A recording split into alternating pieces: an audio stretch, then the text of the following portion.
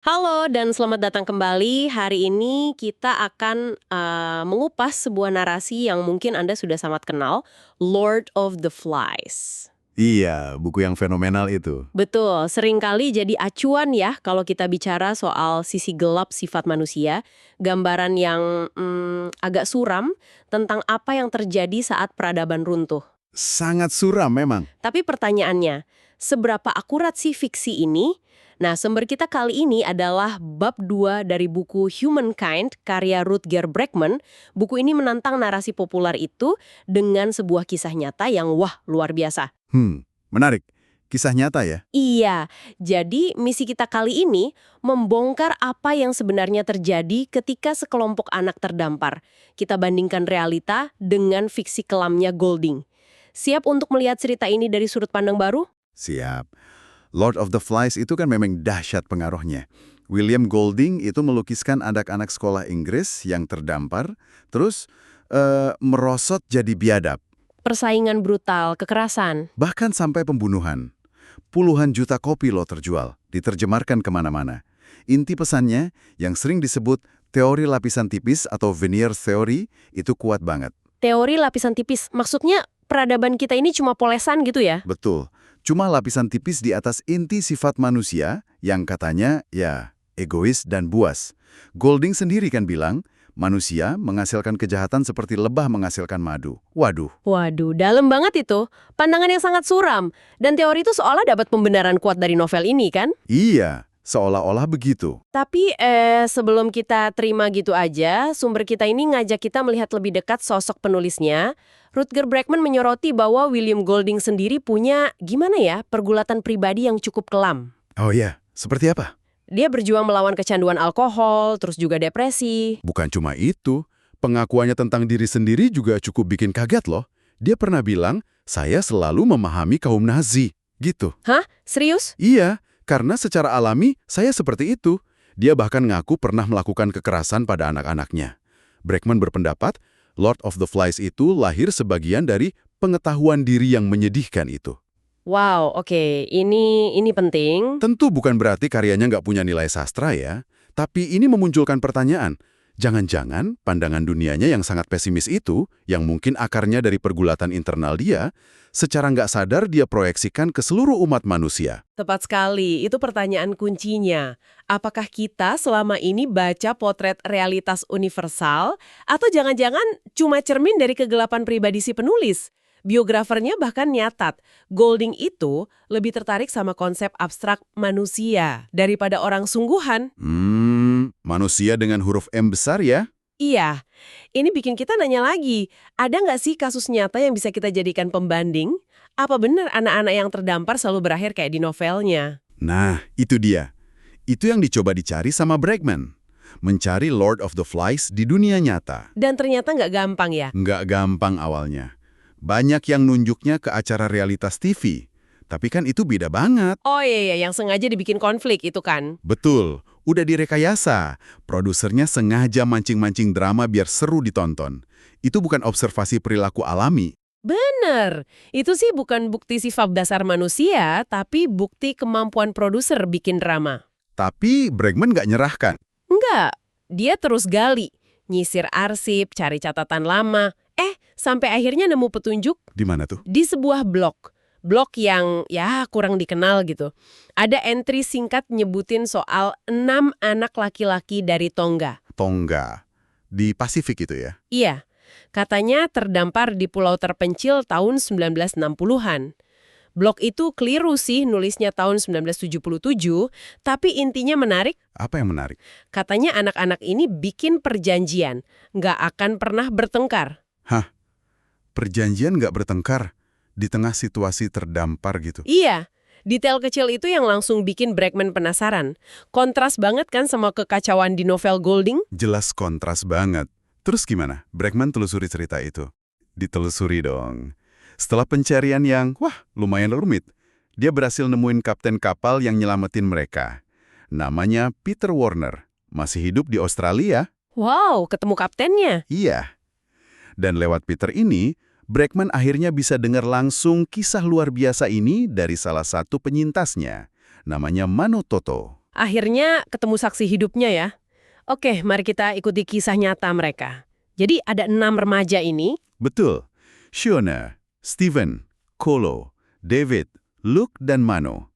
Usianya antara 13 sampai 16 tahun. Semuanya siswa sekolah berasrama Katolik Saint Andrew di Tonga. Anak sekolahan semua ya. Terus gimana ceritanya mereka bisa terdampar? Jadi, suatu hari di bulan Juni 1965, mereka ini ya namanya remaja. Bosen sama aturan sekolah, sama makanannya juga. Terus mereka nekat, bikin rencana petualangan. Petualangan apa? Mereka minjem, sebetulnya sih ngambil tanpa izin ya, perahu nelayan. Kecil perahunya, sekitar 24 kaki. Punya nelayan lokal. Waduh, nekat banget. Bekalnya apa? Minim banget. Cuma beberapa tandan pisang, kelapa, sama kompor gas kecil. Tujuannya?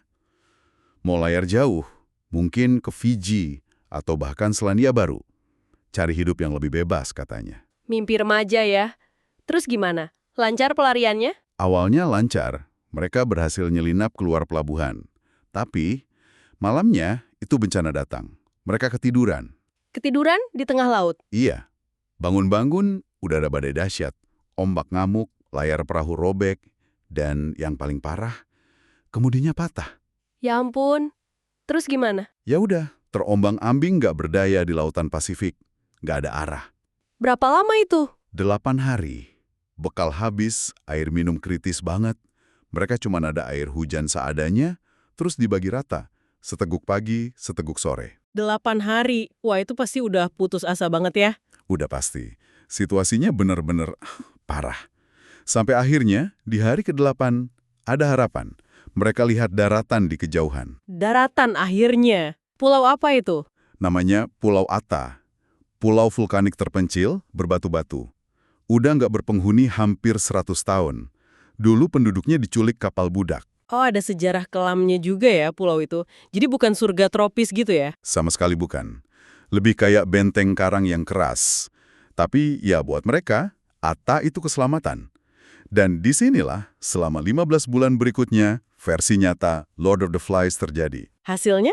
Gimana hasilnya? Sangat-sangat berbeda dari fiksi. Beda banget ya. Jadi nggak kayak gengnya Jack sama Ralph di novel itu, anarki, kekerasan. Jauh panggang dari api. Keenam anak Tonga ini justru malah bangun komunitas mini yang terorganisir banget. Mereka nggak nyerah sama keputusasaan atau konflik. Terus apa yang mereka lakukan pertama kali? Bikin aturan. Itu yang pertama. Mereka sepakat buat kerjasama. Sion, yang paling tua, jadi pemimpin alami. Tapi keputusan penting tetap dibuat bareng-bareng. Dan soal perjanjian tadi? Yang nggak boleh bertengkar. Itu yang paling fundamental. Mereka komitmen kuat, nggak akan pernah bertengkar. Kalaupun ada perselisihan, pasti ada lah ya dalam komisi se-ekstrim itu. Mereka punya sistem. Sistem. Sistem kayak gimana? Menarik sistemnya. Mereka terapin time out. Jadi kalau ada yang berantem, dipisahin dulu beberapa jam buat ngenenangin diri. Oh, kayak di sekolah gitu ya? Mirip lah. Setelah tenang, yang lain bantu mediasi. Sampai mereka damai, minta maaf. Bayangin coba, remaja laki-laki dalam situasi hidup mati, tapi milih rekonsiliasi daripada perpecahan. Gila, itu dewasa banget sih. Udah kontras banget ini sama cerita Golding yang isinya kekerasan melulu. Banget. Mereka juga terorganisir banget buat bertahan hidup. Tugas dibagi jelas, ada tim yang ngurus kebun darurat, ada tim berburu, mereka buru ayam liar sama burung laut. Ada tim masak, ada tim jaga. Dibagi-bagi ya perannya. Iya, mereka juga punya ritual harian. Mulai dan akhiri hari dengan doa dan nyanyian. Ini penting buat jaga semangat sama kekompakan mereka. Bahkan, mereka sampai bikin area gym darurat loh. Hah? Gym darurat? Dari apa itu? Ya, dari kayu, dari batu seadanya. Kreatif kan? Kreatif banget. Tapi ada satu lagi yang luar biasa, kayaknya soal api itu ya. Nah, itu dia. Pencapaian yang paling simbolis mungkin ya, itu. Mereka berhasil jaga api unggun tetap nyala selama lebih dari setahun. Setahun lebih? Gimana caranya itu? Benar-benar kerjasama dan disiplin tentunya. Api itu bukan cuma buat masak atau ngangetin badan. Itu jadi pusat kehidupan komunal mereka. Simbol harapan, simbol peradaban yang mereka pertahanin bareng-bareng di tengah keterpencilan itu. Bener-bener simbol harapan ya. Terus ada kejadian dramatis lagi kan, soal Steven yang patah kaki itu? Betul. Solidaritas mereka benar-benar diuji waktu itu. Steven jatuh dari tebing, kakinya patah parah. Coba ingat, gimana si Piggy yang lemah di Lord of the Flies diperlakukan. Oh iya, Piggy kan diejek terus, dipinggirin, akhirnya dibunuh malah. Nah, di Atata, beda cerita. Steven justru dirawat dengan penuh perhatian sama teman-temannya. Dirawat gimana? Mereka bikinin bidai darurat, bantu dia gerak, pastiin dia dapat bagian makanan terbaik, rawat lukanya sampai sembuh total. Ini bukti nyata solidaritas dan kepedulian, bukan seleksi alam brutal kayak di fiksi. Kerjasama ngalahin egoisme. Jadi jelas banget ya bedanya. Di Atta itu yang muncul keteraturan, bukan kekacauan. Kerjasama bukan kekerasan. Pengampunan bukan balas dendam. Ketahanan dan harapan, bukan keputusasaan dan kebiadaban. Krisis ini bukannya ngelupas lapisan tipis peradaban mereka. Justru malah mempertebalnya, sisi terbaik mereka yang keluar, bukan yang terburuk. Luar biasa, bikin merinding dengarnya. Lalu gimana akhirnya mereka bisa ketemu? Udah 15 bulan gitu loh. Nah, penyelamatannya juga nggak kalah dramatis. Tanggal 11 September 1966, ada kapten kapal Australia, si Peter Warner tadi, kebetulan banget lagi layar lewat Atta. Dia ini tipe petualang gitu. Anak pengusaha kaya, tapi milih hidup di laut. Kebetulan lewat situ ya? Iya, Peter ini tahu kalau Pulau Atta itu harusnya kosong, bahkan dianggap terkutuk. Tapi pas dia lihat pakai teropong, ada yang aneh. Apa yang aneh? Dia lihat ada bekas api di tebing hijau. Kan aneh, pulau kosong kok ada api? Penasaran dong dia. Kapalnya dideketin. Terus? Tiba-tiba, dari pantai ada yang teriak. Kelihatan satu remaja, telanjang, rambutnya gondrong banget, loncat ke laut, berenang ke arah kapalnya Peter. Terus disusul 5 temennya yang lain. Wah. Mereka teriak-teriak pakai bahasa Inggris yang terbata-bata, jelasin siapa mereka. Peter kaget banget sekaligus takjub. Dia baru aja nemuin anak-anak yang udah dianggap hilang, bahkan udah dibikinin upacara pemakamannya setahun lalu. Ya ampun. Pasti kayak lihat hantu ya kaptennya. Penyelamatan yang benar-benar dramatis. Dramatis banget. Tapi ada ironinya nih setelah diselamatin. Pas balik ke Tonga, bukannya disambut kayak pahlawan yang selamat dari maut. Malah kenapa? Malah langsung ditangkap polisi. Hah? Ditangkap? Iya. Kenapa? Tuduhannya nyuri perahu nelayan setahun sebelumnya. Yang mereka pakai buat kabur itu. Astaga. Udah susah payah bertahan hidup 15 bulan, malah masuk penjara. Untung ada Kapten Peter ya. Betul. Untungnya Kapten Peter Warner gak tinggal diam. Dia kan punya koneksi, terus paham juga soal media. Dia langsung hubungi stasiun TV, Channel 7 di Sydney. Dia jual hak siar eksklusif cerita penyelamatan yang luar biasa itu. Oh, pinter juga kaptennya. Dijadiin berita ya? Iya. Terus uang hasil jual hak siar itu dipakai Peter buat bayar ganti rugi ke pemilik perahu. Cuma $150 sih. Terus mereka dibebasin? Dibebasin, tuntutannya dicabut. Peter jadi pahlawan di Tonga. Raja Tonga sampai ngasih dia izin buat nangkep lobster di perairan sana. Padahal sebelumnya ditolak terus. Wah, ada hikmahnya juga buat si kapten. Terus gimana nasib ke-6 anak itu akhirnya? Akhir ceritanya bagus kok. Peter Warner kemudian malah rekrut ke-6 anak yang dia selamatin itu. Sione, Stephen, Kolo, David, Luke, dan Mano buat jadi kru di kapal barunya. Oh, jadi ABK kapalnya Peter? Iya. Akhirnya mereka bisa lihat dunia. Impian mereka waktu nekat minjem perahu dulu kan itu. Jauh lebih positif dan penuh harapan lah dibanding nasib tragis anak-anak di novel Golding. Jauh banget. Cerita nyata ini jadi kontras yang makin tajam ya kalau kita bandingin sama acara realitas TV kayak Kid Nation itu. Nah, iya. Di acara itu kan produsernya berharap anak-anak bakal berantem. Tapi ternyata mereka harus kerja keras, manipulasi situasi, bikin kelangkaan palsu lah, nyebar gosip lah, biar konflik itu kejadian. Jadi nggak alami ya konfliknya, harus dipancing-pancing. Betul. Ini nunjukin betapa susahnya mancing sisi terburuk manusia secara spontan. Nggak semudah yang digambarin narasi Venir teori itu. Ini jadi menggarisbawahi ya betapa kuatnya pengaruh cerita yang kita pilih buat kita percaya dan kita sebarin. Kayak kata ilmuwan media George Gerbner itu. Siapa yang menceritakan kisah suatu budaya, dialah yang benar-benar mengatur perilaku manusia. Benar. Narasi yang dominan, entah itu sinis atau optimis, itu bisa ngebentuk ekspektasi dan bahkan tindakan kita. Ada bukti psikologisnya juga loh. Studi oleh Brian Gibson misalnya nunjukin kalau paparan acara TV yang gaya Lord of the Flies gitu bisa ningkatin agresivitas. Oh iya? Iya. Studi lain di Inggris juga nemuin korelasi antara nonton realitas TV yang penuh intrik sama keyakinan kalau berbuat curang itu perlu buat sukses. Kalau kita terus-terusan dikasih cerita kalau manusia itu jahat, ya kita mungkin jadi lebih defensif, kurang percaya sama orang lain. Sebaliknya, kisah kayak anak-anak Tonga ini, kisah persahabatan, loyalitas, kekuatan kerjasama, ini kan pengingat yang kuat ya soal potensi kebaikan dalam diri kita. Bahkan di situasi terburuk sekalipun. Betul.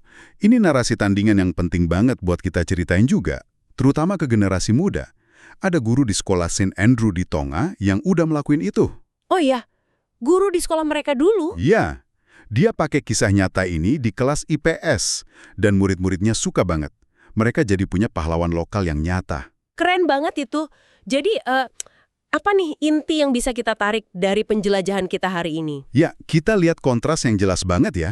Di satu sisi, ada fiksi Lord of the Flies, sangat berpengaruh, tapi ada potensi diwarnai pandangan pribadi penulisnya yang kelam. Di sisi lain, ada kisah nyata anak-anak Tonga di Atta yang nunjukin resiliensi, kecerdasan sosial, kerjasama yang luar biasa selama 15 bulan di kondisi ekstrim. Pelajaran utamanya sih menurut saya cukup jelas ya.